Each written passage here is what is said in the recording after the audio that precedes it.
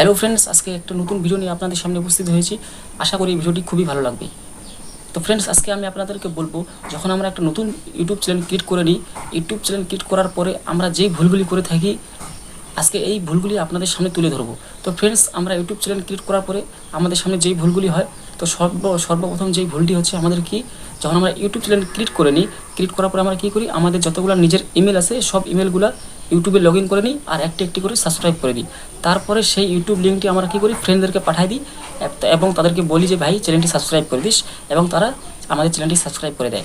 তো তখন ইউটিউব বুঝে যায় যে কী ব্যাপার, আমি তো এখন পর্যন্ত এই চ্যানেলটা ইমপ্রেশনে পাঠাইলাম না, আমি তো এখন পর্যন্ত এই চ্যানেলটা অন্য কারোর কাছে পাঠাইনি, তারা তো এগুলো সাবস্ক্রাইবার কী করে হইলো। তখন বুঝে যায় ইউটিউব যে না, নিশ্চয়ই এই নিজে নিজে সাবস্ক্রাইব করছে। তার জন্য তখন ইউটিউব কী করে, ও চ্যানেলটাকে আর ইমপ্রেশনে পাঠায় না। তখন ইউটিউব কী করে যে ঠিক আছে, তাহলে তুই নিজে নিজেই সাবস্ক্রাইব বাড়া। তখন ওই জন্য তখন ইউটিউব আর অন্যজনের কাছে তার চ্যানেলটা পাঠায় না। এই জন্য আমাদের কী হয় না, ভিউজ হয় না এবং চ্যানেলটিতে সাবস্ক্রাইব বাড়ে না।